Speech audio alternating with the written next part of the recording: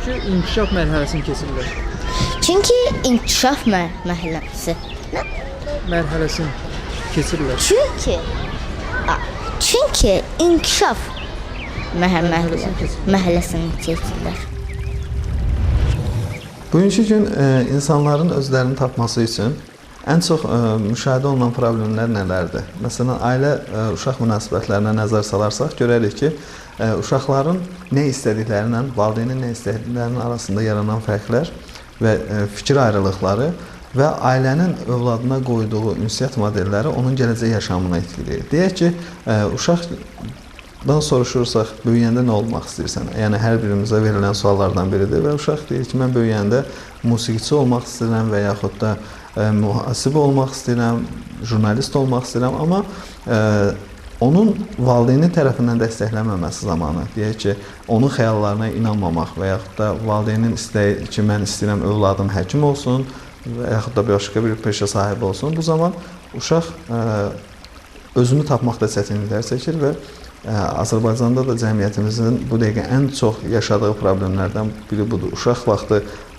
həkim olmaq istəyib, amma İqtisad Universitetinə qəbul olub və yaxud da özü iqtisadçı olmaq istəyib, pedaqogika ilə üz-üzə qalıb və bu tip şəxsin karyerasının formalaşdırması və özünü tapması üçün yaşanan problemlər ilk növbədə ailələrin uşaqları ilə ünsiyyət modellərindən yaranan bir proseslərdir. Məsələn, deyək ki, biz hər zaman uşaqlarımızdan istəyirik ki, onlar bizim istədiklərimizi yerinə yetirsinlər və yaxud da onlar bizim gələcəyimizi, onlar üçün qurduğumuz xəyalları gerçəkləşsinlər. Təbii ki, heç bir valideyn övladı üçün pis bir şey arzu etmir. Amma burada uşağın nə hiss etdiyi və onun nə istəməsi önəmli faktorlardan biridir.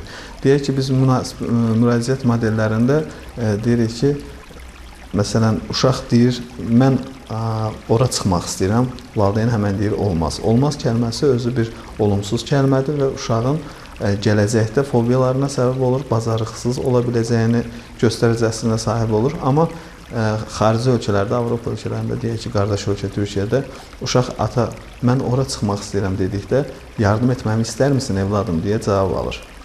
Və bu zaman uşaq bir seçim mərhələsində olur ki, mən özüm mü çıxacam, yoxsa atam mı mənə kömək edəcək? Yəni, uşaq o seçimlərdən birini seçib onu yerinə yetirə bilir. Amma olmaz kəlməsi isə onun qarşısında sən bunu bacarmazsan, sən bacarıqsız bilirsən və sənin özəl keyfiyyətlərini heç vaxt üzə çıxara bilməzsən, yalnız biz istəyən olması deməsinə gətirib çıxarır. Bu səbəbdən də ailə ünsiyyət modellərini hər bir ailə, hər bir Azərbaycan ailəsi gözəl şəkildə uygulamalı, onlara sevginin tamamını verməli və bir də peşə seçimində övladlarının əslində nə istədiyini, nə olmaq istədiyinə baxmasıdır. Əgər bilirsiniz, insanlar individualdır, bütün beynimiz hər kəsdə fərqlidir, yəni ortaq məxrəclərimiz olsa belə, deyək ki, hər birimizin ön proloq var, iki yarım kürəmiz var, bilinçaltımız var, şuurumuz var, amma hər kəsdə bir fərqlilik var. Biri riyazi fənləri daha yaxşı oxuya bilir, biri daha humanitar fənləri yaxşı oxuya bilir. Uşaqları dərslə planla yorandan sonra onlara istirahət vermək lazımdır. Onlar əylənməlidirlər ki, fiziki bədənləri açılsın və zehinləri dincəlsin. Unutmayın ki, uşaqların uşaqlıq həyatını əlindən almaq olmaz. Bu onlara hava kimi, su kimi lazımlı bir şeydir. Çünki böyüyürlər.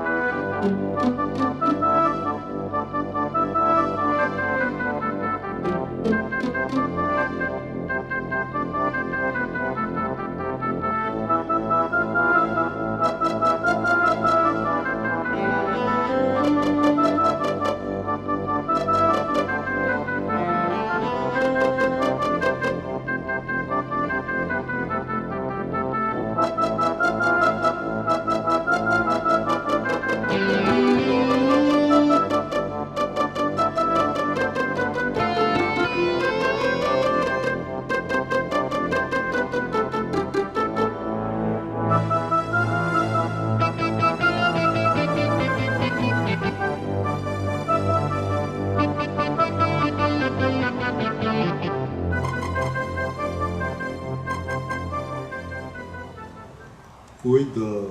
Bu nədir belə? Yoga. Yoga. Mənim ən çox sevdiyim idman növlərindən biri. Uzanırlar, heç nə eləmirlər. Dünya da vecdərinə deyil. Dindirəndə də deyirlər ki, Biz meditasiya eləyirik. bax belə. Çok. Devam edin. Selamünaleyküm hocam. Güzel güzel yogumuzu yapalım, sosyal ilişkiler kuralım.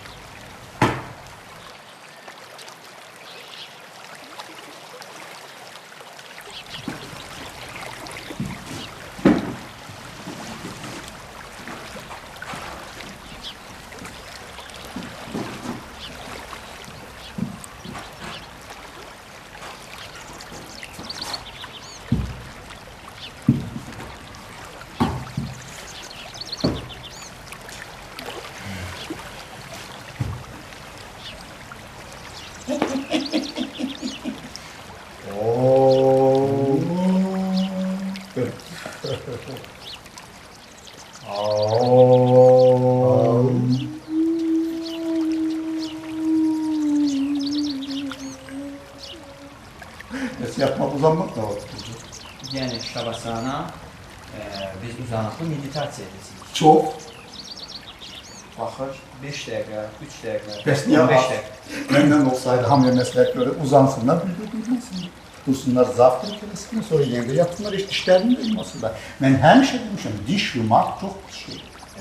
Yogadan qabaq təmizlənmək çox yaxşı olardı. Çimmək, yuyunmaq yaxşı olardı. Axı sizin nəyinizə lazımdır yuyunmaqdan səy? Təmiz olacaqsan. Bədənin təmiz, enerjin təmiz olacaq. Harmoniyada olacaq. Axı bu əziyyət. Yox, qətiyyən. Baxır, hansı baxışdan baxırsan? Bu bax. Yəni mən onu demədim. Yəni baxır, hansı şuurdan baxırsan? Bədən şuurlu baxa bilərsən, tənbəl kimi baxar, tənbəl şuurlu. O mənim bundan xoşum gəlir, tənbəl olmaqdan. Niçin? Bu çox xoşdur və xoşdur. Xoşdur da xoşdur. Xoşdur. Aha, burada xoş olacaq bir şey yox. İndi siz onu bilməzsiniz də, siz başa düşə bilməzsiniz, biz tənbəlləri. Düşmək də istəmərik. Siz də mələyin tərəfini saxlayırsınız. Olar mən də meditasiya edirsiniz və sizə göstərə bilərəm. Bəli, mantra da oxuya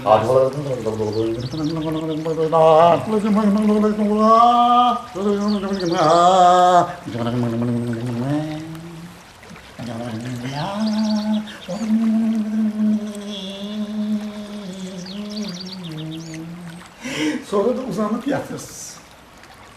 Uzanıqlı meditasiya edirik. Həm də yeyirsiniz. Yata.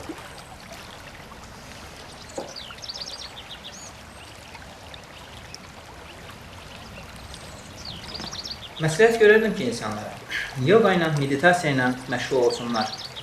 Yoganın bütün mərhələlərindən istifadə etməklə onlar həqiqi harmoniyaya çatacaqlar. Yəni, bütün mərhələləri təkcə fiziki hərəkətlərdən, nəfəs texnikalardan ibarət deyil, təkcə meditasiyalardan yox, o həyat tərzindən də ibarətdir. Yəni, hansısa prinsiplərə əməl etməlidir. Yemək qaydalarında dəqiq tutmalıdırlar. Hansı ki, hər şeyi yemək olmaz. Çünki hər şeyi yedikcə bədənimiz artıq fiziki cəhətdən, tibbi cəhətdən artıq şılaqlarla bədənimiz yüklənir və bizim bədənimiz demək olur ki, aktivlikdən daha çox tənbəlliyə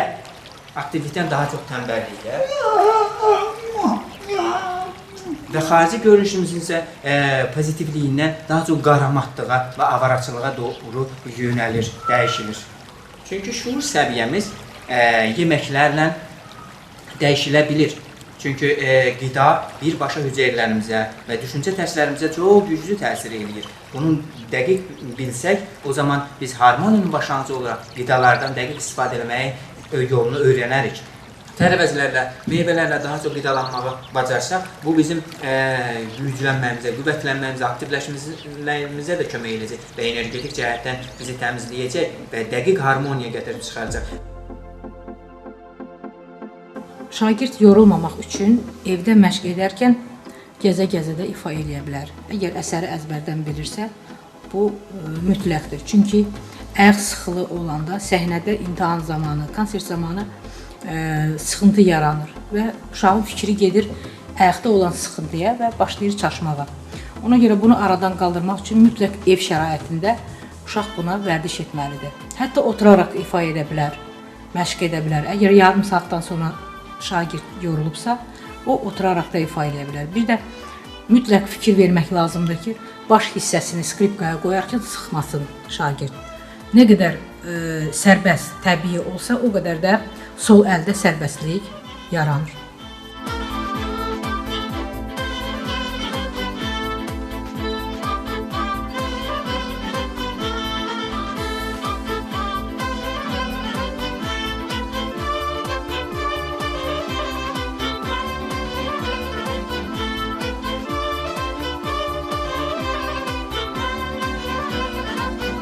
Skripka alətini alarkən mütləq onun ölçüsünə fikir vermək lazımdır.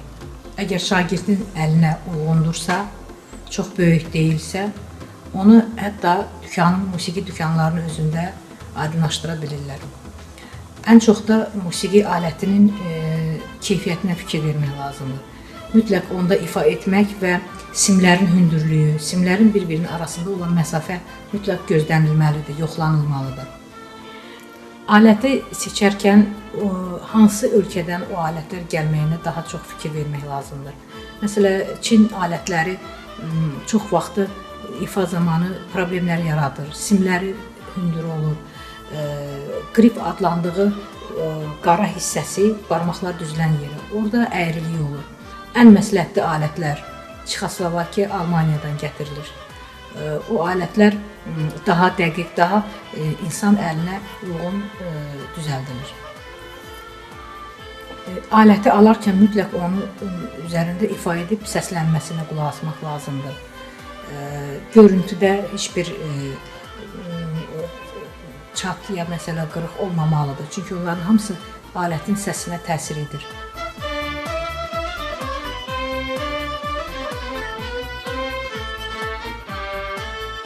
İdman həyat tərzidir. Aikido isə aqressiyasız həyatdır. Enerjinin harmonik yoldur.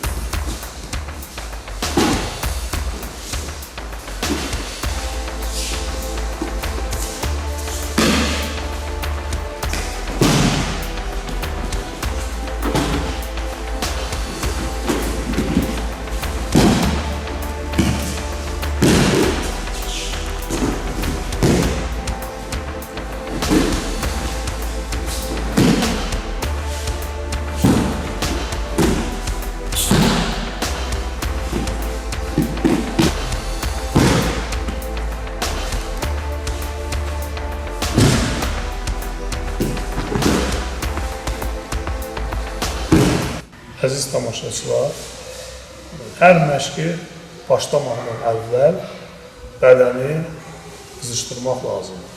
Yəni, fiziki hərəkətlər mütləq lazımdır. Elastiklik üçün, fiziki qüvvə üçün. Bu fundament, yəni bazik hərəkətlərdir, fiziki hərəkətlərdir.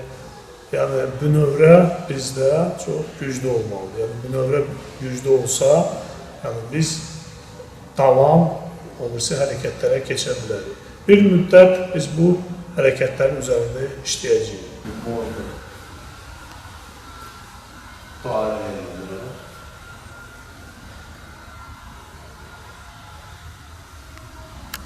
Sürətən yox.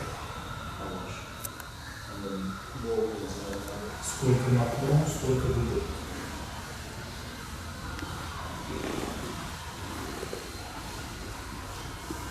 Elleşki devam. Sağ. Arka. Sağ. Sol. Sağ. İç. Sağ.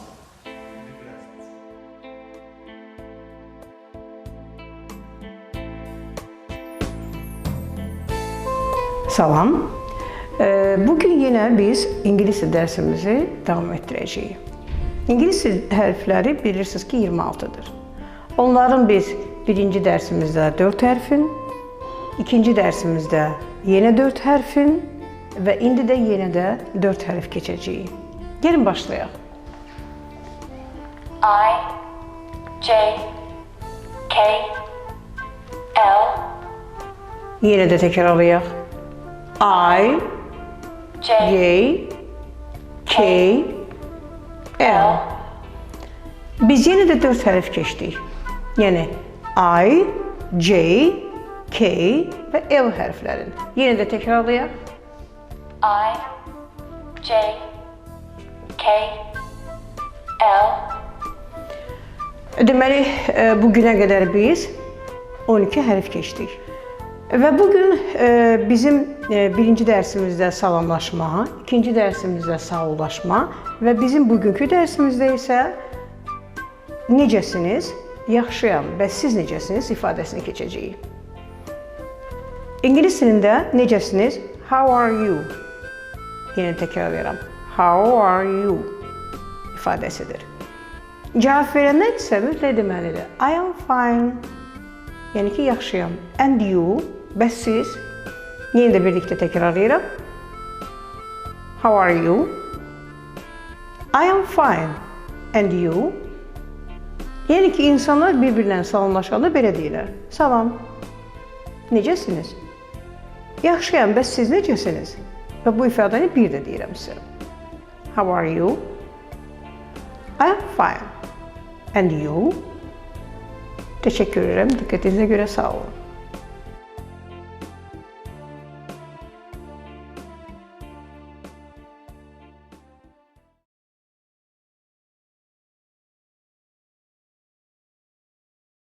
Salam, xoş gördük sizləri. Bugünkü dərsimiz fiqurların gedişatı və xallarıdır.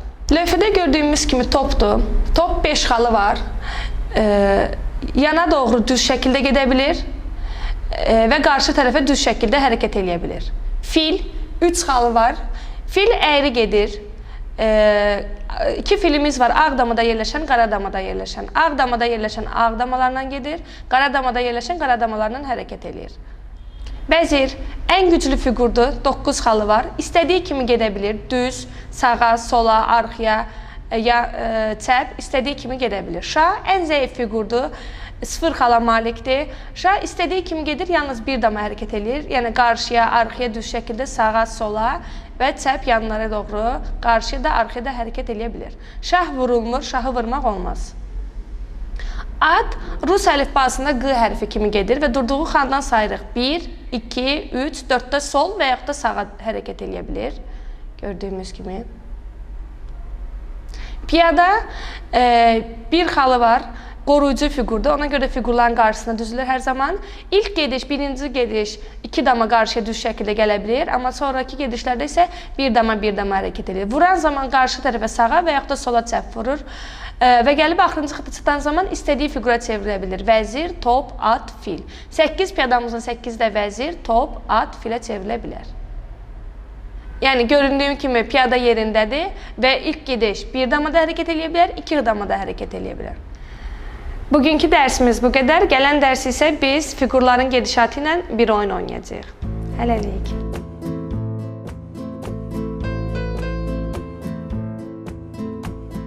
Uşaqların çoxsu dişlərini fırçalamağı xoşlanırlar. Buna görə onları məcbur etmək, həddindən çox sıxmaq olmaz. Uşaqlara sevdiyi rəngdə diş fırçası seçin, sevdiyi meyvə tamında diş macunu seçin. Valideyn özü dişlərini uşaqların yanında fırçalarsa, uşaqda buna həvəs yaranar. Diş fırçasının istifadəsinə 2 yaş yarım, 3 yaşda başlamaq lazımdır. Uşaqlar üçün kiçik başlıqlı, yumşaq tüklü diş fırçası seçin və onları vərdiş edənə qədər nəzarətdə saxlayın. Uşaqların çoxsu diş fırçalamağı qaydasını bilmirlər və bacarmırlar və dişlərini üzdən təmizləyirlər. Bunun isə heç bir effekti olmur. Ona görə düzgün diş fırçalama qaydasını bilmək lazımdır. Dişləri 3 istiqamətdə, yuxarı dişləri yuxarıdan aşağı, üfüqi istiqamətdə, bir də dairəvi hərəkətlərlə hər səthini təmizləmək lazımdır.